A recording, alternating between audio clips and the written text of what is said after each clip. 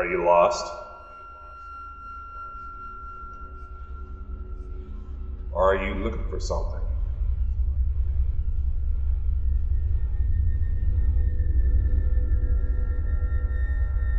Walking around here, it's dangerous. This is not recommended for everybody. Kiddos can come along, but they're gonna only have more questions than answers. But that's part of this journey. Enter if you dare. My name is Dakota Frandsen,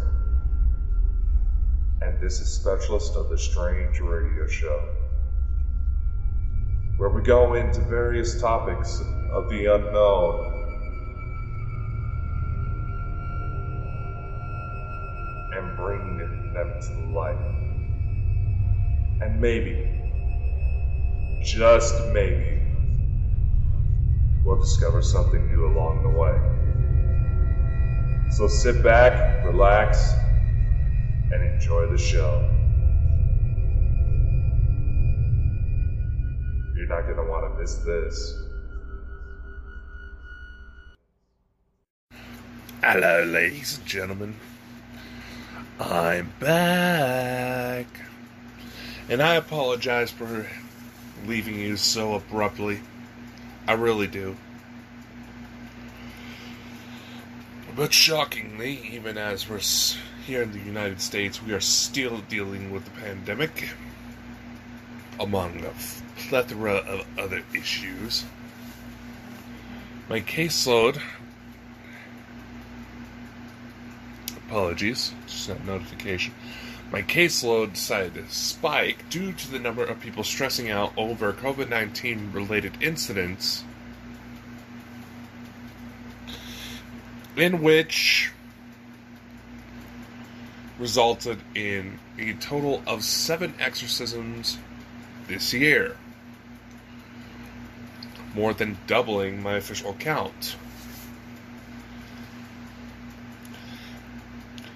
Also, I was stupidly involved with someone who you may have heard me talk about a couple of times previously on this program, who apparently had been drugging me along this entire time. Yeah.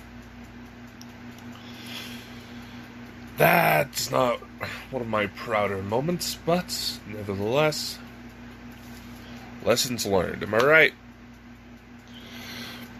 So, for tonight's episode, we're going to spend some time getting caught up. Because I have a few things I want to talk about here on this program. I also wanted to give you some updates on what's been going on since I haven't been as active. And throw in a few other things.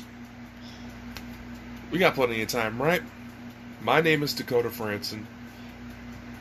I am the one, the only Specialist of the Strange. And you and I have a lot of catching up to do. Hey everyone, Dakota Frandsen here, Specialist of the Strange. I just wanted to come with you real quick about potentially doing your own podcast.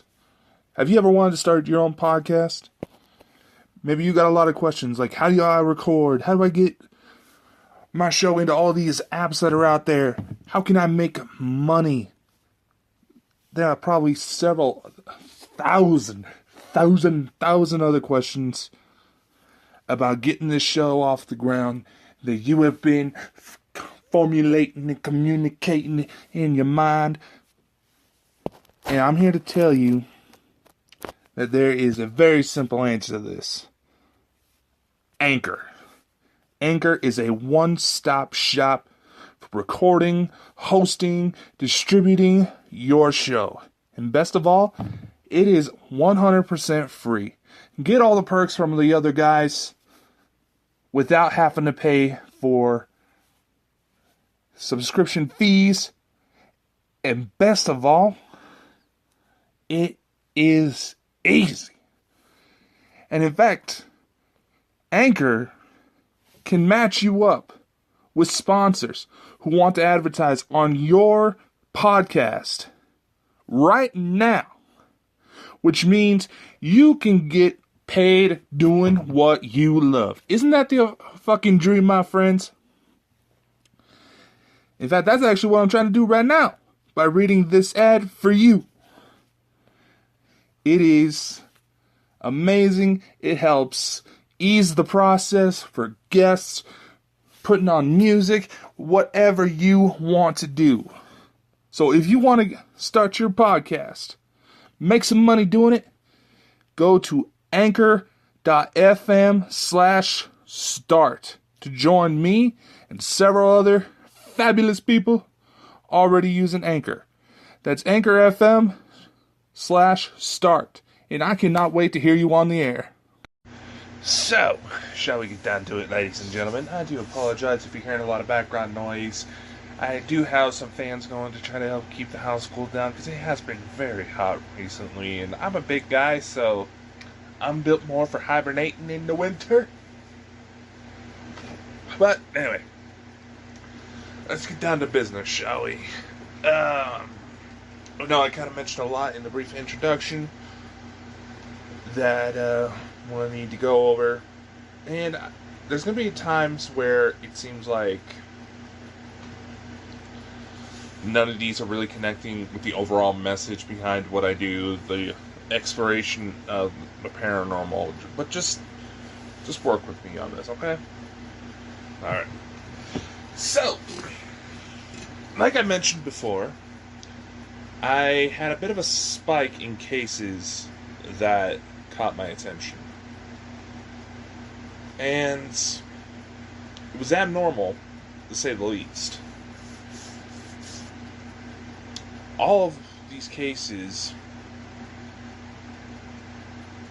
I was able to pinpoint I shouldn't say that. All these cases correlated with people being stuck at home thanks to COVID-19, and I apologize if you just heard that notification sound. I thought I had this situation taken care of, but I guess not. I'm also a bit out of practice, so let's get back in the show, eh? Anyway. Yes, to the audience members, I know COVID-19 has been a stressful situation. Not being able to go out, have fun, go out to eat, go on a nice date without worrying about catching something. Holding back medical appointments because hospitals are still so freaking overloaded with COVID patients. And I get it. It's weird times we're in right now. And there's a lot of people who try to say that, we shouldn't worry about it. The survival rates of COVID are relatively high. Well, right now it may seem like that, but we're still in the middle of this thing, and we still have very little understanding of what the virus actually does to us. But right now, unfortunately, there is an immediate, how should I put this? There are more immediate problems that need to be taken care of that are equally, if not more, so likely to end up getting someone killed. And that is the issue with everything being locked down, stores starting to close. I've been hearing a bunch of people lately because our local Victoria's Secret in the mall near here permanently shut down. Just as an example. But, the issue is that a lot of domestic violence cases, a lot of people who are living with an abusive partner have nowhere else to go due to COVID restrictions.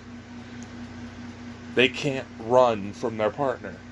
And because when this thing started, officers in many jurisdictions were prohibited from making any severe arrests because of the number of COVID positive patients that showed up that ended up in the prison cells.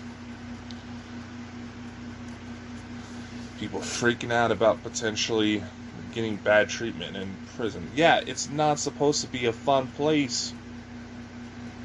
But I digress.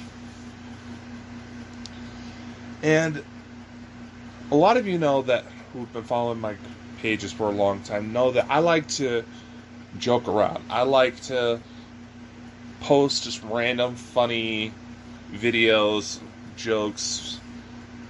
Some of you who have been following me recently may have known that I recently joined TikTok and do a lot of goofy stuff on there. I like to put that stuff out there because all the projects that I work on in my spare time, because I haven't been able to crack the freaking code on how to turn it into a long-term career yet, but all the projects I do in my spare time, the paranormal investigations, the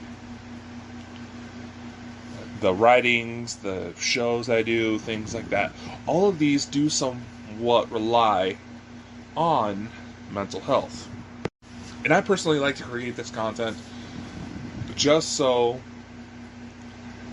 people can find something that can help them feel better about what's going on in their lives. And yeah, a funny video or two may not alleviate the pain of an abusive marriage, a toxic relationship, not being able to visit loved ones because of travel restrictions, things like that. But it provides a temporary release. And sometimes with that temporary release, it's just enough for a lot of people to just be able to say, hey, maybe things aren't that bad, and they can keep going. And there are several people who message me all the time that thank me for making this content, because even if they're just having a bad day at work, something like that, even if it's stuff that's, frustrating, but still relatively minor,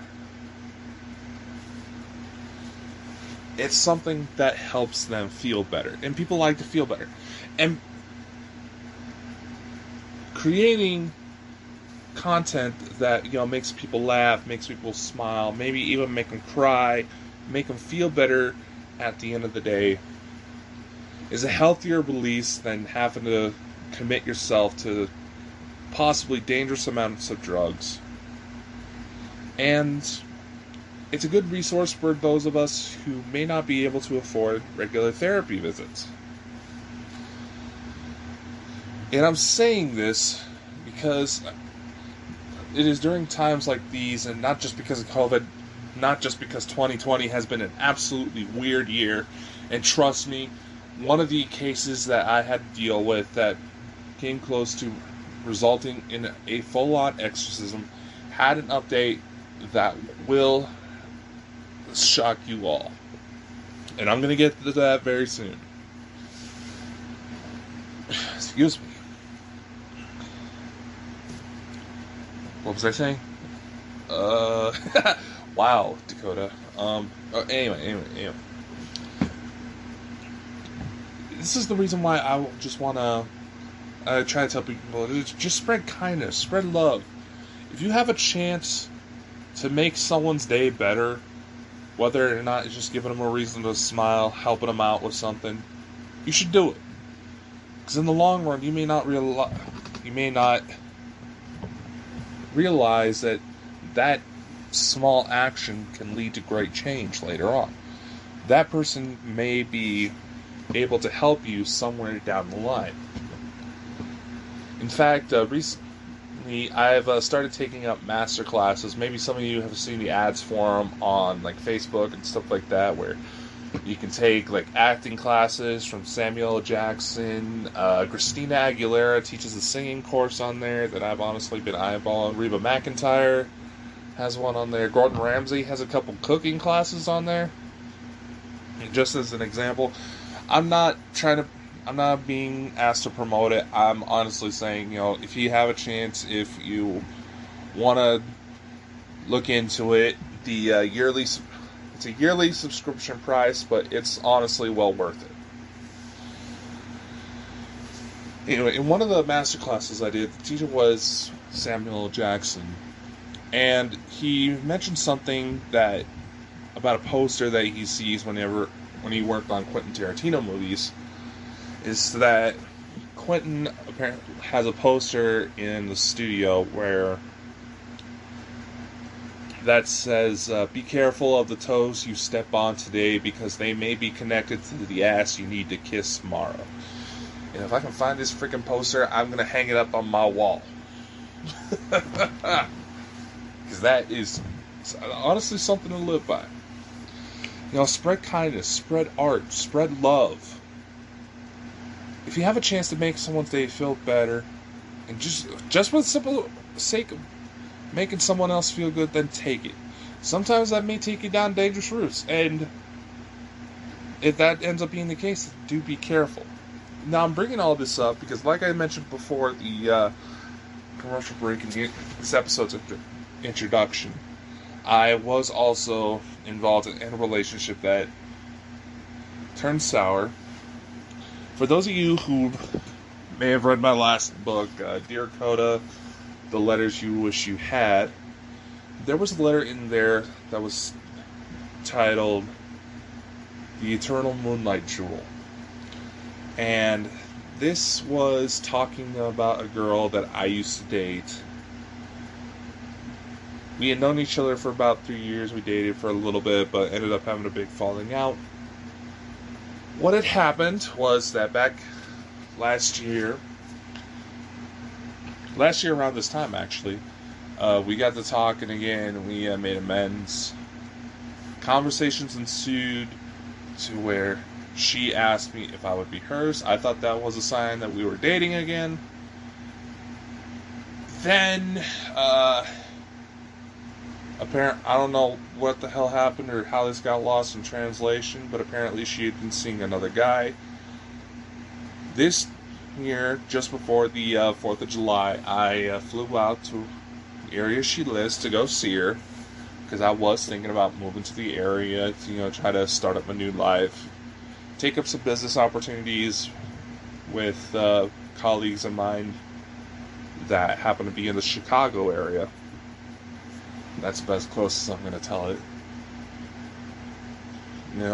Just try to start up my life, because up until this point, I've been staying at home in order to help keep an eye on my younger sister. My younger sister's now 18, so it's time for me to, take on some bigger and better things. And I discovered I had been suspicious that there was another guy for quite some time, but because it was a long-distance situation, I didn't want to make assumptions. I wouldn't want somebody to make assumptions that I was cheating on them without some evidence, because I firmly believe that the accusation of betrayal is worse than the act itself. A false accusation of betrayal is worse than betrayal itself. And while I was over there, while we did have a nice conversation, we got to talk a little bit more. It was honestly nice to finally see her in person. It was the first time we actually met in person. Most of our conversations were online or through texting, which the texting part ended up being a mistake down the road, and I'll explain that here in a sec. I met her family. Their family mentioned the boyfriend. Things got a little tense, understandably. We talked about it. She said that she completely forgot the conversation where she asked me to be hers. She remembered the contents that happened before then, but that particular part she forgot.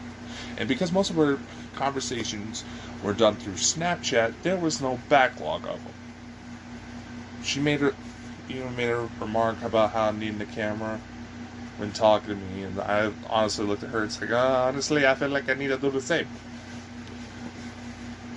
That being said, it hurt. I admitted that I still had feelings for her and would like a chance if something were to happen down the road. She seemed like she was okay with it at first, but then I imagined, and it's my understanding that whenever her family members mentioned something, she turned hostile.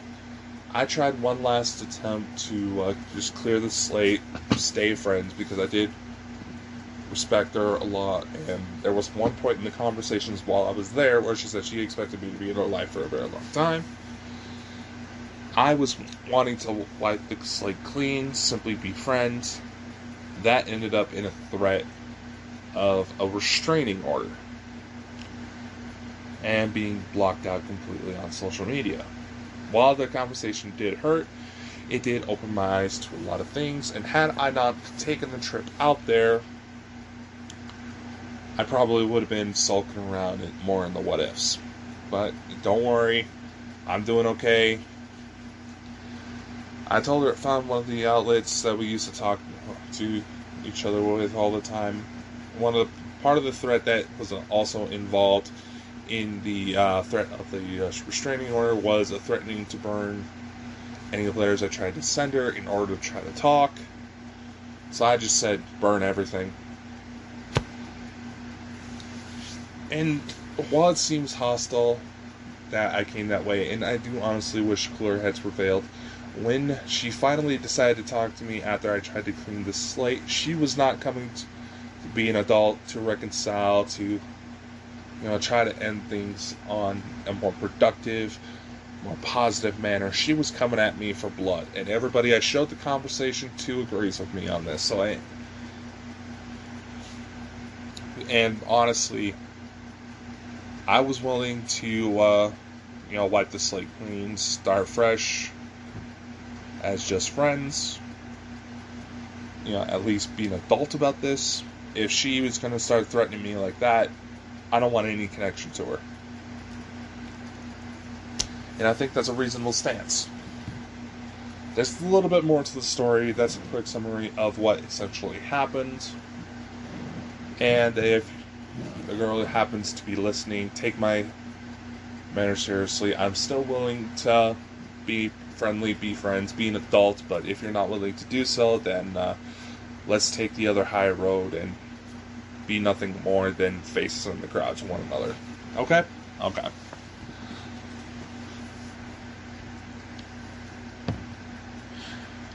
Now, how does that relate with COVID? Relationships these days, and I've talked with a few professionals about the matter in order to, try to process it, kind of move on better.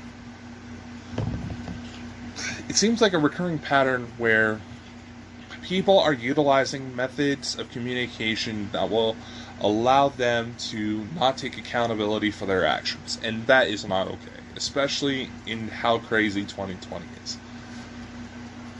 In fact, just shortly after I got back from my trip over to her, I found out one of my sisters was actually missing for a month. She's been successfully located. She's okay. No worries there. And I do want to shout out real quick that I do have an uncle who's getting ready to have some spinal and brain surgery. He was injured when he was in basic training long ago. Apparently, the boots they gave him were too small, which caused his arches to fall and caused a whole lot of neurological and skeletal damage. That's just been building up over the years, and it is getting to the point with him that he is losing functioning and feeling in his hands and feet, which is not exactly something you want when you have 3 small children, the oldest of which just barely going into kindergarten. Just to say the least.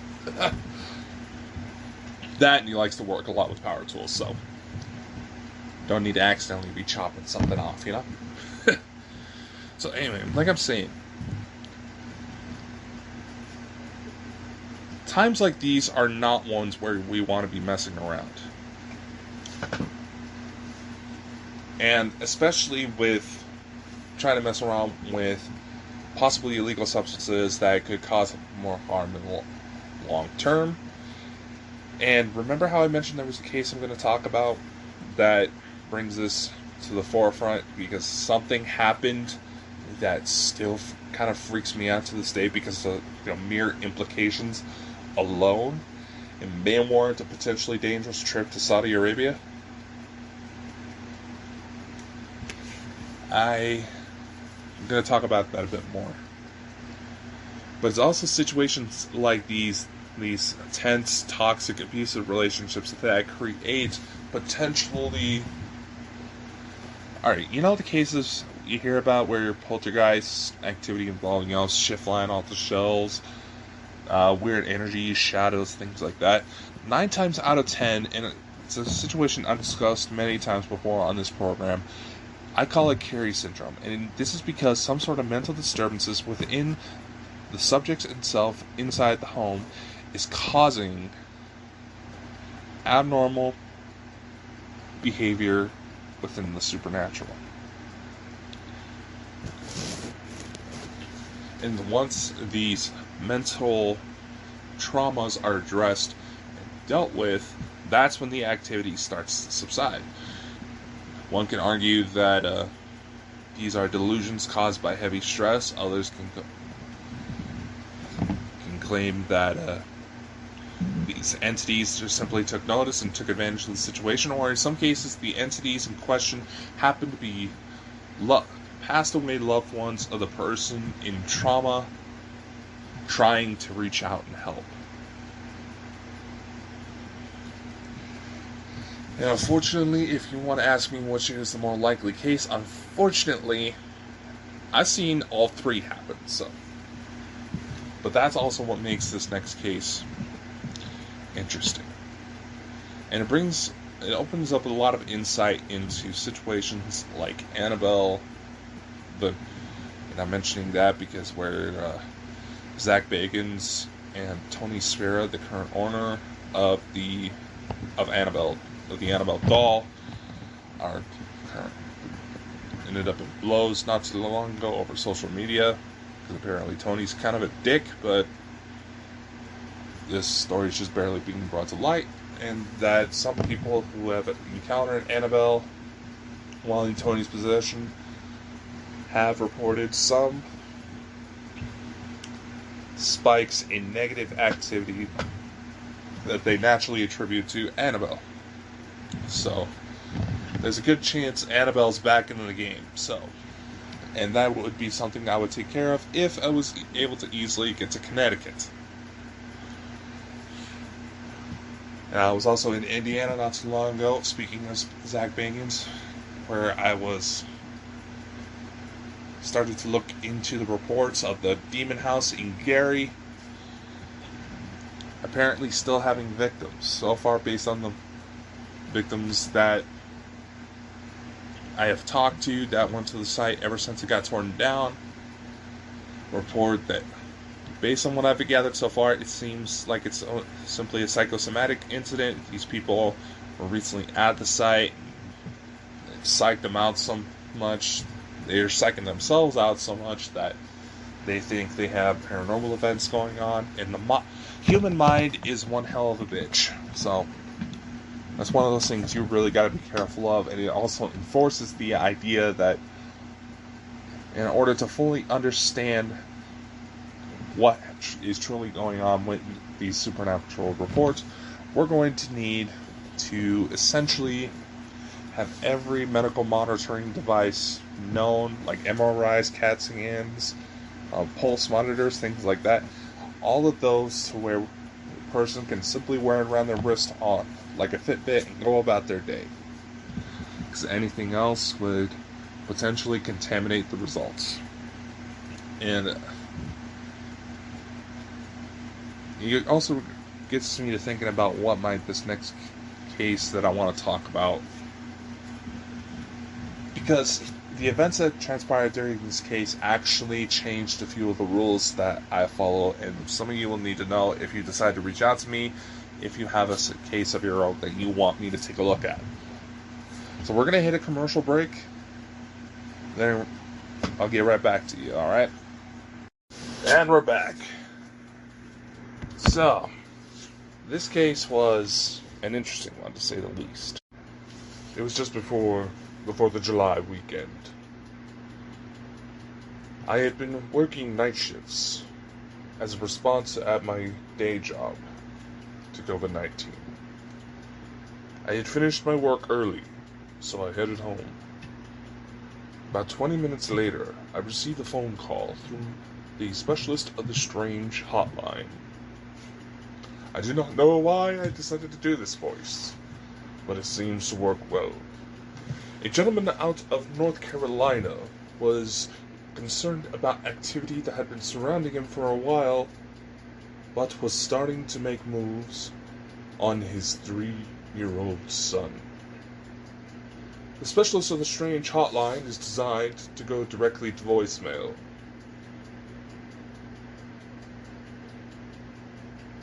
Once I heard his message, I consulted with my spiritual sources, who told me that this was a genuine call for help. So I returned his call. The gentleman ran through everything that was going on. There was this entity that had been speaking with him, gotten to know him, would discuss topics of interest like he was a best friend. Shadows. Poltergeist-like activity ensued. Strange smells. Just flat out evil sensing energy that seemed to center around one particular room. His son had recently turned the age of 3 and started to act like he had noticed these things. I let the client discuss with me everything that's been going on. How he had been trying to call several numbers, several groups throughout the United States, only for me to be the only one to answer. As we discussed the situation, I made sure to take notes of every little incident. All the cliches were there. Weird whispers, claw marks that resemble the logo for Monster energy drinks, which, by the way, for those of you who do not know, the claw marks for Monster energy drinks also happen to be, each one of those scratches also happens to resemble the Hebrew number for 6. Think about it, 666. We discussed further the entity's appearance, possible names, and it was the name that caught my attention.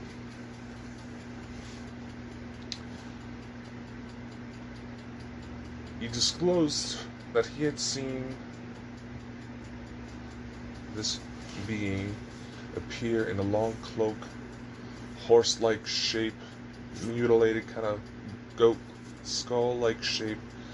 Sometimes he'd be seen a fedora and a hat, long robe. This entity once, he also disclosed an incident where this entity was able to pick him up by the head and slam him against a nearby vehicle as he was walking down a city street. He was not sure what attracted this thing, and when I told him my possible theory, it only concerned him even more.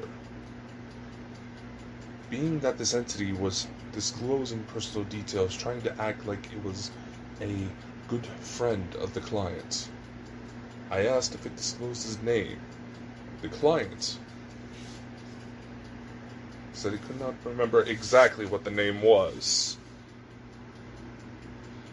And if that would have just waited a few more seconds, that would have timed out perfectly.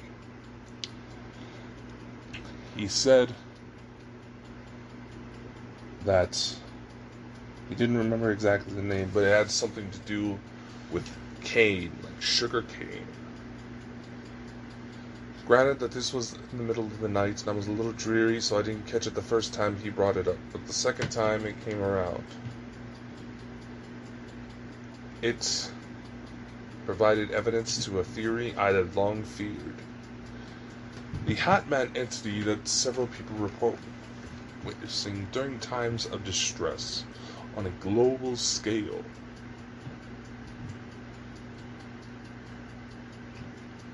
I had a working theory that may have identified who he was, or at least who the first one was, I should put it that.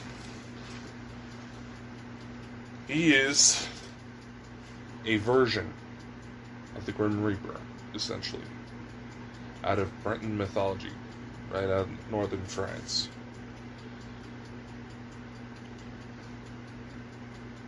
Some theories, legends, I should say, state that this being is more of a mantle. This being is referred to as the Anku, and the last person to die within the Anku cycle takes up the helm. Part of the legend also states that the Anku may be none other than the firstborn son of Adam and Eve. According to all records, to majority of religious texts, the firstborn son of Adam and Eve was none other than Cain, the world's first murderer.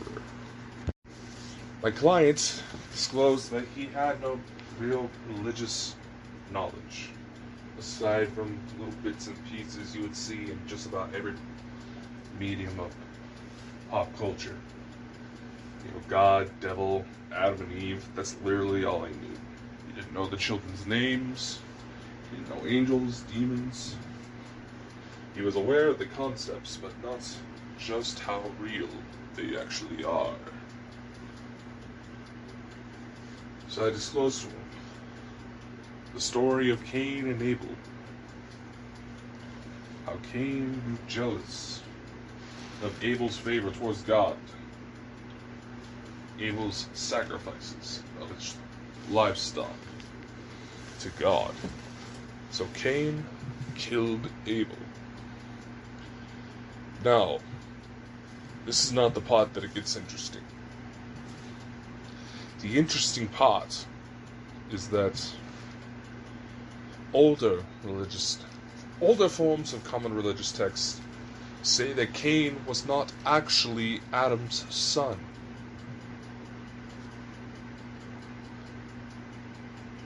That Eve's temptation into the forbidden fruit in the Garden of Eden,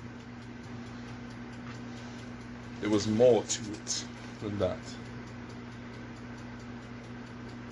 That the serpent, commonly associated with the devil,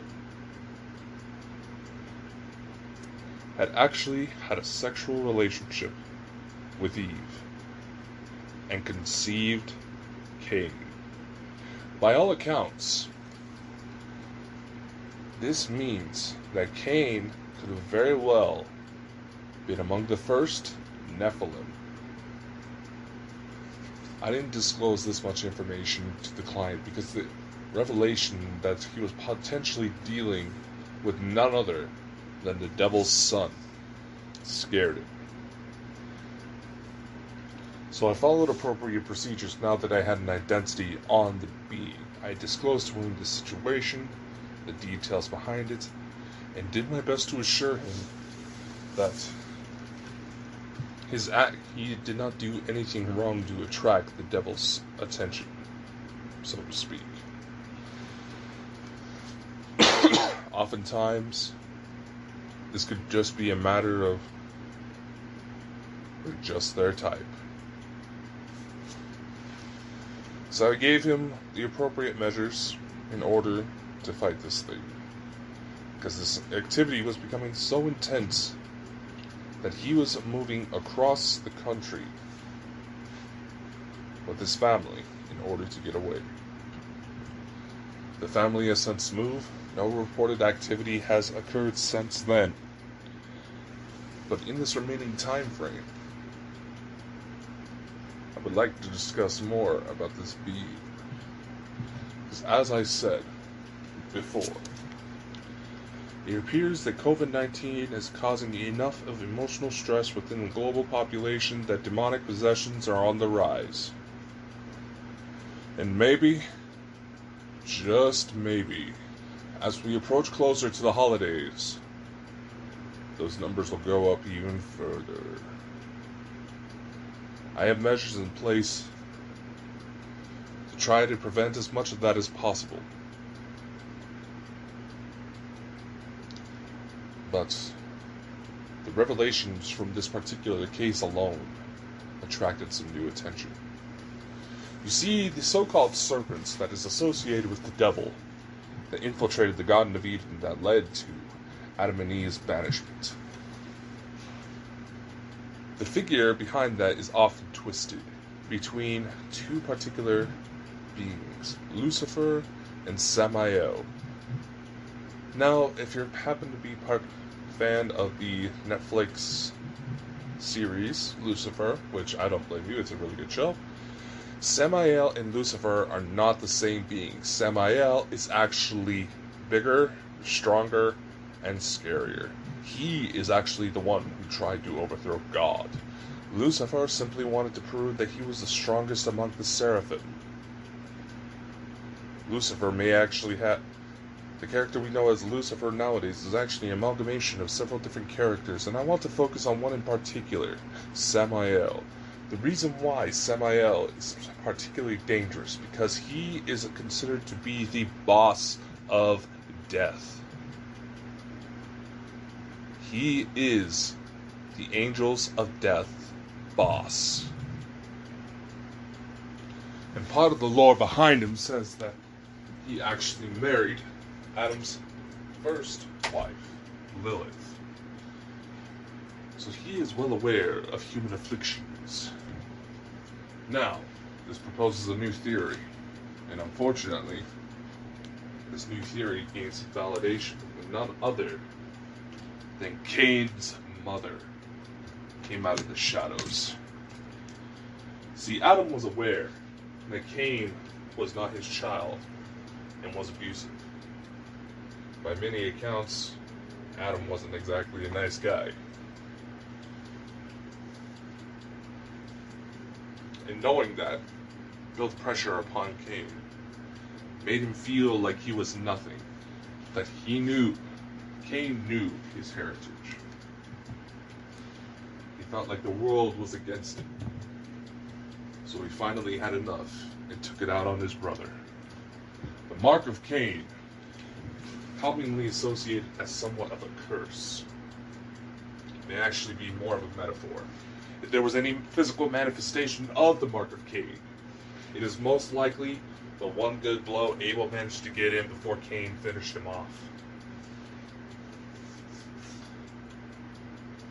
The weight of carrying your own blood, no matter the circumstances, is one that will haunt people for the rest of their days.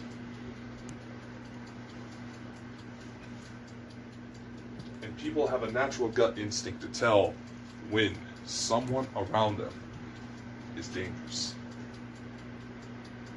That could very well be the mark of Cain. And because that bruise, that cut, Cain could have very well Abel may have very well landed one hell enough of a blow. They left Cain with a nasty scar. That scar alone was a permanent reminder of his actions. Eve tried to help Cain, but his temper got to the best of him.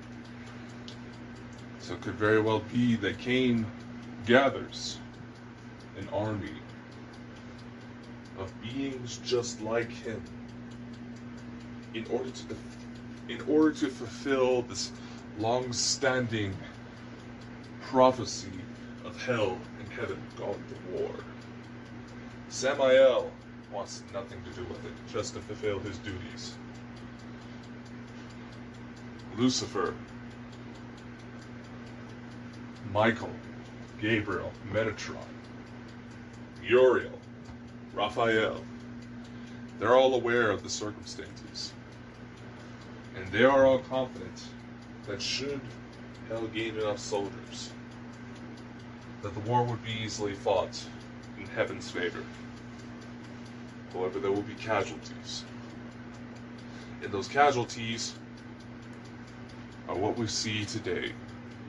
The rising domestic violence thanks to COVID-19, BLM protests, the South African femicide, where more than half of all women in South Africa are likely to be abused or flat out murdered by a significant other. Hunger, war, famine. The consequences of these attract the demons here. Some of them not for evil purposes. Some of them are more like the demonic version of vigilantes. They know that things are wrong, and they take the violent reactions to correct them. Because they feel that no one else will. They feel that the angels aren't doing enough. The angels and demons, the way their physiology works, if they interact with our world too much, they could literally set us on fire. Just by standing right next to us. But Dakota, how did you handle Michael's appearance? There is a good chance that Michael was human at some point. He eventually became an angel. It is not that far of a stretch. Enoch, Noah's grandfather, is said to have become the angel Metatron. So Michael could have easily known a way to back up his abilities, back up his power, to hold back just enough to where when my soul encountered him one-on-one, there were no repercussions. Now I say that I had validation for this because the following night after the cleansings were approved, Eve herself came to me and introduced me to her ex, Cain's father, who filled me in on this. Sounds crazy, I know. Believe me, I know. If there was any way I could record the entire encounter, I would have.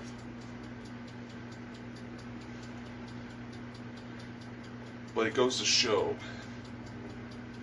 that what I've always been trying to say all this time, the reason why I like to post random funny videos on my social media feeds, is to spread kindness to one another, spread laughter, spread love. Because there are deeper consequences to these things than you realize. My name is Dakota Frandsen. And guess what? We're back with more episodes. We even have some new adventures coming forth. So if you want to hear more, you stick around. Find me on Facebook, Twitter, follow me on DakotaFrandsen.com. There should be a link tree link in the description below. That'll give you all the details on my social media accounts, where to find me, where to follow me, where to love my stuff, and get all the updates as they come. It's good to be back, ladies and gentlemen. Now let's do this thing. It's 2020. I highly doubt it's going to be any less crazier. So let's take it on together now, shall we?